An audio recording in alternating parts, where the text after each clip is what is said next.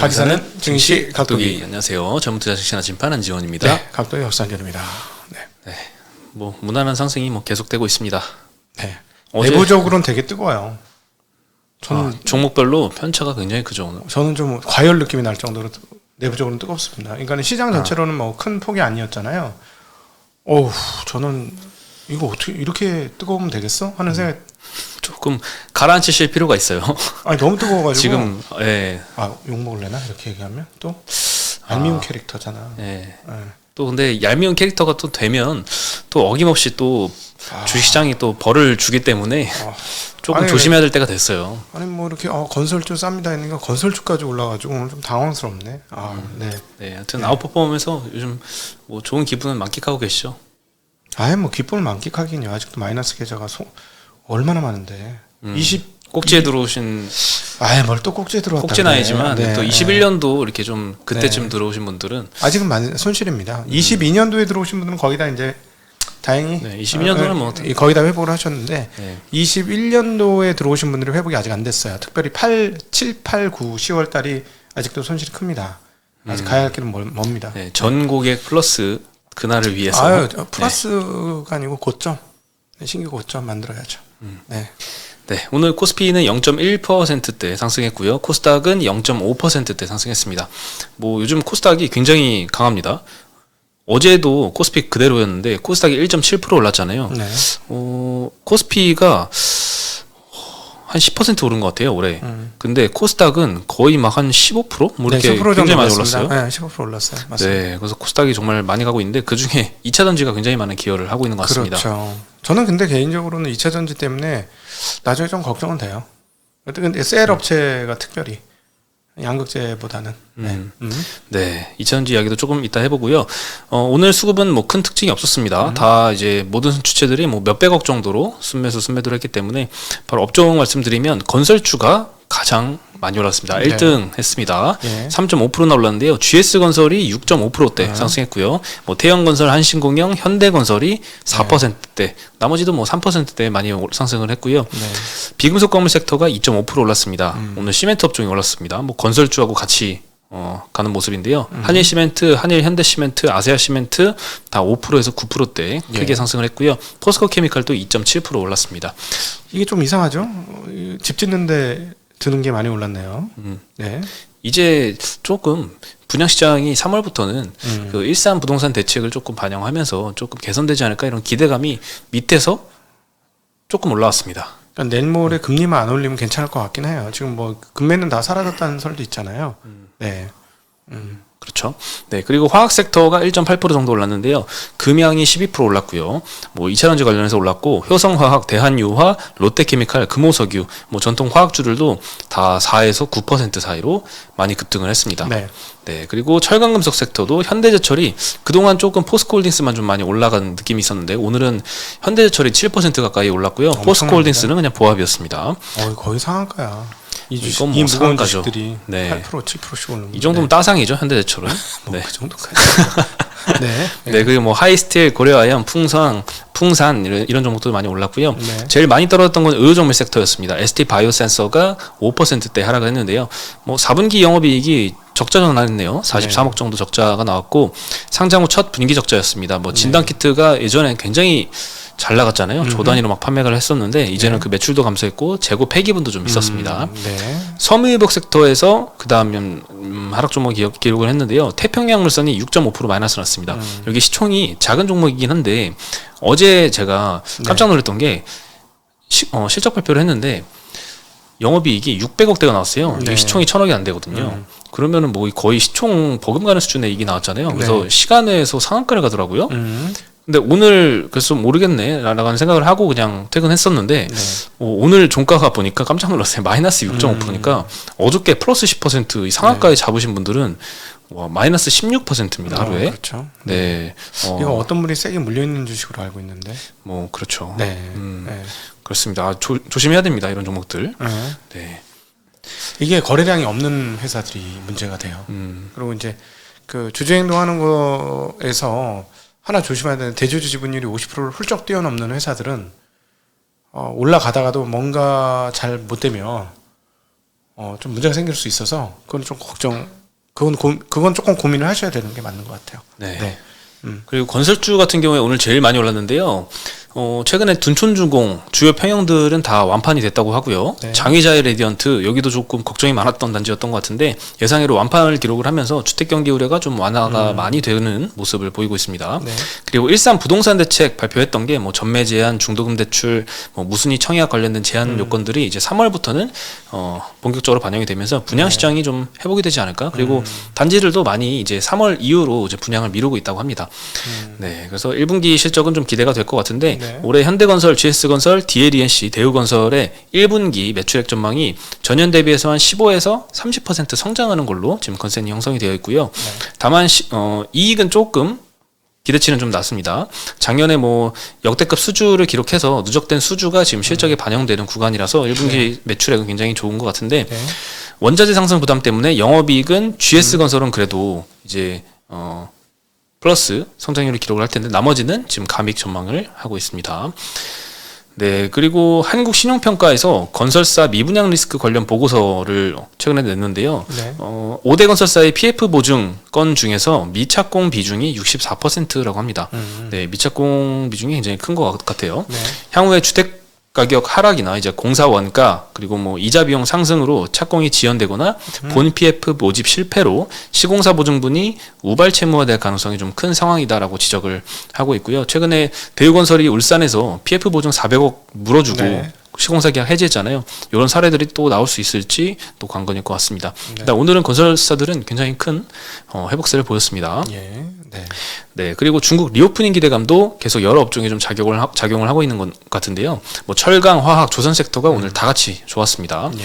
철강 같은 경우에는 튀르키의 지진 영향도 좀 받은 것 같아요. 그때 철강 생산을 많은 터키 업체들이 못하게 되면서 철강 가격 상승으로 좀 나타나고 있고 국내 철강 업체들이 어떻게 통해서 유럽으로 또 수출을 많이 할 수 있을 거라는 기대감도 좀 생기고 있는 것 같습니다. 우회에서. 네.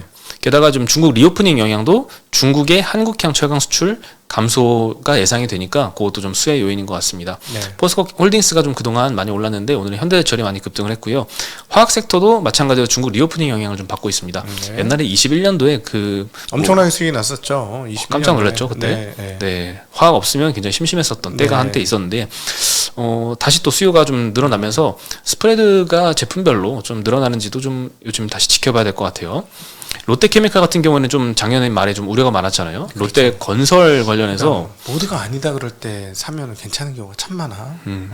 근데 이제 그때 롯데 건설 때문에 롯데 예. 케미칼도 막 신용등급 우려가 됐었잖아요. 그리고 최한 펀드가 좀 가동을 해서 많이 도와준 것 같습니다. 네. 최근에는 2,500억 정도 수요 예측 회사채를 진행을 했었는데 5,000억 이상 몰렸다고 합니다. 그래서 네. 유동성 위기가 어느 정도 완화가 된 모습인 것 같고요. 최한 펀드가 이 수요 예측에 1,000억 이상 참여를 했습니다. 그래서 롯데케미칼은 굉장히 큰 체험펀드의 수혜를 받았다라고 볼 수 있을 것 같습니다. 네. 조선 섹터 같은 경우에도 그 러시아 전쟁 이후로 이제 유럽에 러시아산 가스 수입이 급감했잖아요. 그러면서 겨울철에 가스 대란 오겠다 이런 우려가 굉장히 컸었는데 무사히 결국엔 넘어갔죠. 그 넘어간 이유가 뭐냐?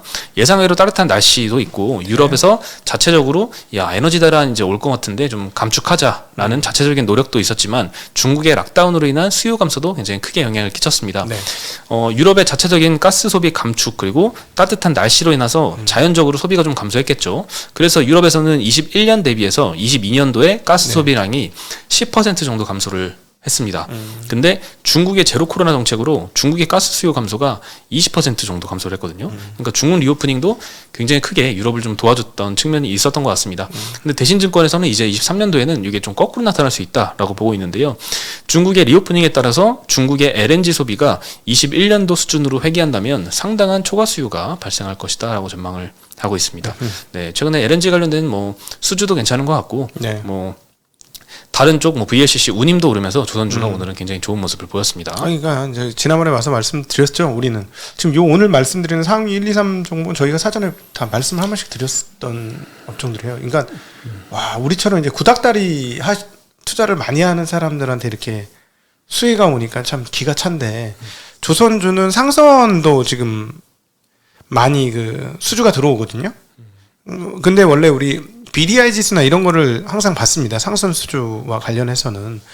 그러니까 BDI 지수가 좀 똥값이거든요. 근데도 상선이 많다는 건 오늘 아침에도 말씀을 드렸는데 도저히 이거는 해석이 안 된다. 그러니까 그 상선 회사들의 그러니까 그 조선사 말고 해운사가 그 너무 많은 초과이익을 얻었고 이걸 어떻게 할 수가 없기 때문에 발주를 내고 교체 수요를 그냥 일찌감치 가져가는 것이다. 라고밖에 해석을 할 수가 없을 것 같아요. 그래서 조선업체 상황들이 실제로는 결코 나쁘지 않은 상황인데 그 부분들이 조금 반영되고 있는 것 같습니다. 네. 네. 그리고 뭐 적자도 미리미리 선반영을 해서 올해는 네. 또 실적 회복의 원년이 되지 않을까 싶습니다. 네, 마진이 문제예요. 결론은. 마진이. 잘나면 얘네 두 자릿수 초반이거든. 그걸 가지고 많이 땡길 수 있을까? 그게 문제예요. 예를 들어 두 자릿수 후반이면 완전 왕땡큐죠. 근데 아무래도 그건 힘들 것 같고요. 예. 네, 오늘 대우조선의 양이 6%로 조선주 중에 제일 많이 올랐고요. 네. 현대중공업, 현대미포조선도 4%대 크게 상승을 했습니다. 그리고 2차전지 같은 경우에는 1월 달에 데이터가 굉장히 잘 나왔습니다. 양극재 수출 데이터가 나왔는데요. 수출량은 전월 대비해서 한 1% 증가했습니다. 근데 수출 가격이 이게 참 우리가 우려했던 거였잖아요. 네. 전월 대비 8.8%나 상승을 했습니다. 최근에 원자재 가격이 떨어지면서 판가 떨어지는 거 아니야? 이런 우려가 좀 컸었는데 전혀 우려를 불식시킬 정도의 굉장히 좋은 데이터가 나왔고요.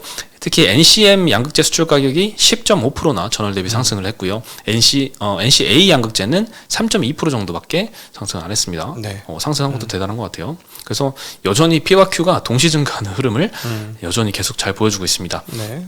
그리고 1월 달에 성장률이 좀 낮았던 수출량은 수출량이 조금 수출 성장률이 낮았는데 LNF나 에코프로비엠, 포스코케미칼은 1분기 중에 대부분 설비 가동이 시작되면서 이 수출량도 좀 늘어날 걸로 전망을 하고 있습니다.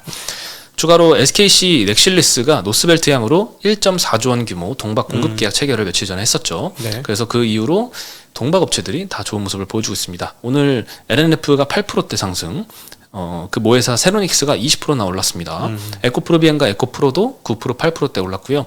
SKC가 전일도 급등했지만 3.5% 오늘도 추가 상승했고, 솔루스 첨단 소재 7%, LG 머티리얼즈 3%다 동박업체까지 좋은 모습 보여줬습니다. 많은 분들이 2차 전지 안 갖고 있으면 바보라는 생각이 드실 것 같기는 해요. 근데 꼭 그렇지는 않잖아요. 뭐 그렇죠. 이거 갖고 있으면 좋긴 하지. 이것만 몰빵 쳤으면 지금 완전 해피하지. 그렇긴 한데. 그렇다고 그게 전부가 다는 아니에요. 또 어떤 2차 전지 관련 SK 관련 주식들은 계속 땅굴 파고 있잖아, 여전히. 그런 주식도 있는 거니까. 갖고 있는 것들 중에 앞으로 오를 수 있는 기업들은 잘 선택하시면 오른 거에 너무 마음 안 뺏기셔도 되지 않을까. 그리고 자기 길을 가는 게 아니라 자기 페이스대로 마라톤 칙칙폭폭 하듯이 마라톤 하던 사람이 남 빨리 달린다고 같이 달려보세요. 그러면 자기 오버페이스에서 막 심박이 그냥 180 넘어가고 막 이래버리면 끝나는 거예요. 그다음부터는 아예 뛰지를 못해. 그러니까 자기 페이스대로 꾸준히 그 목적지까지 가는 게 중요하다라는 말씀 드리고 싶습니다. 네, 아무래도 지금 횡보장에서는 정말 종목별로 편차가 심한 것 같아요. 편차 완전 심해. 굉장히 강한 상승장 같이 여겨져. 오늘 같으면 저는요. 예. 그렇죠. 그래서 종목 선정 능력이 이 수익률을 굉장히 좌지우지 많이 하는 그런 상황인 것 같습니다. 요즘이 선정 능력이라기보다 운 아닌가요? 운도 있지만 저는 운인 것 같아. 오늘 완전 운이야. 오늘이요? 오늘은 나 완전 운이야. 이게 이해가 안 돼. 내가 이해가 안 돼. 네.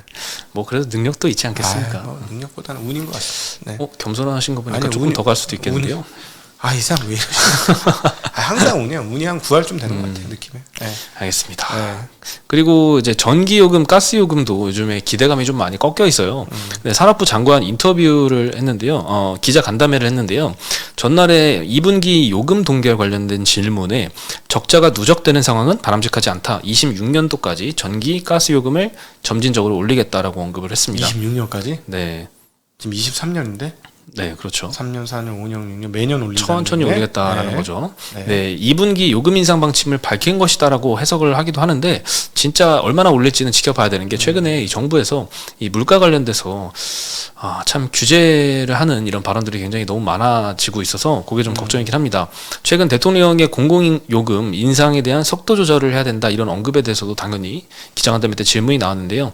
에너지 요금 정상화를 꾀하면서 취약계층 지원은 계속 늘려나가는 이런 투트랙 전략으로 위기를 넘어가겠다라고 언급을 했는데 실질적인 대책 발표를 하지 않아서 주가에는 영향이 없었습니다. 저는 요금 계속 올릴 것 같은데요. 올라는 가겠죠. 근데 지금 저는 이 산업부 장관 얘기가 더 맞을 것 같은데요. 그래서 딱 하나 걱정이 요금 올리는 게 걱정이 아니라 인플레이션 어떻게 되지?는 걱정이 되네요. 이거 올리면요. 네, 인플레이션이 지금 전기세 올리니까 식당들이 밥값 올려야 돼요 지금. 그렇죠. 이렇게 큰 규모의 사업장을 갖고 계신 분들은 막 전기요금이 막 1,000만 원대 이렇게 나온다고 가스요금. 하니까. 네, 가스요금. 목욕탕. 그렇죠. 네, 목욕탕도 네, 심하죠. 네, 네. 네, 그래서 참 그게 걱정이긴 합니다. 뭐 한국전력 주가도 굉장히 조금 안타까운 상황인데요. 작년 10월 달에 16,500원 최저가 찍고 22,000원까지 이 요금 인상 기대감 때문에 반영됐다가 최근에 쭉 빠져서 다시 18,000원대까지 하락을 한 상황입니다. 내일 모레 한국은행 총재 발언이 안 할 것 같으면서도 할 것 같은 여지도 있으면서 막 어떻게 보세요? 금리 인상이요? 네, 한국 뭐 금리 거의 인상? 다 안 한다고 보던데요. 거의 다 안 한다고 봐요. 동결. 안 하는 게 정황적으로는 맞거든요. 근데 이게 안 한다고 하는 게 네. 안 하면 이제 피크 친 건지 이제 3.5가 최고 금리인지 아니면 쉬었다가 그 다음에 다시 올릴지 그거는 오늘 발언들이 좀 기자회견 비슷한 게 있었나 봐요. 네. 발언들이 계속 툭툭툭 올라오는 걸 몇 개 봤는데 연말에는 한 3% 언더를 보시더라고요. 연말이요? 네, 그러면은 이제는 이번에 금리 올리든 안 올리든 거의 피크야. 지금 피크인데 우리는 여전히 이 물가 상승에 대해서 예의주시하고 있다는 톤으로 얘기했어요. 그래서 그걸 보니까 마치 이번에 올릴 것 같기도 하고. 근데 이제 연말에 뭐 3% 이하까지 인플레이션이 떨어질 것 같으면 굳이 안 올려도 상관은 없죠. 실질 금리가 이 상태를 유지하면 플러스가 되는 거니까. 예. 그래서 뭐가 맞는지 잘 모르겠는데 금리를 올리면 근데 못 올리게 할 것 같아요. 정부에서는 간절히 바랄 것 같습니다. 금리 여기서 올리면 우리 큰일 납니다. 우리 그 부동산 어떻게 합니까? 막 이럴 것 같거든요. 예. 그렇죠. 부동산이 뭐 밑에서 호가가 뭐 금매가 조금 사라지면서 거래량이 살짝 회복하긴 하지만 그래도 조금 위태위태한 상황이긴 하잖아요. 여기서 금리를 올리면은 상당히 어려워지지 않을까. 네. 딴 그렇죠. 것보다는 부동산이 상당히 어려워지지 않을까 싶습니다. 네. 네, 오늘 소식은 여기까지고요. 저희는 내일 다시 인사드리겠습니다. 네, 안녕.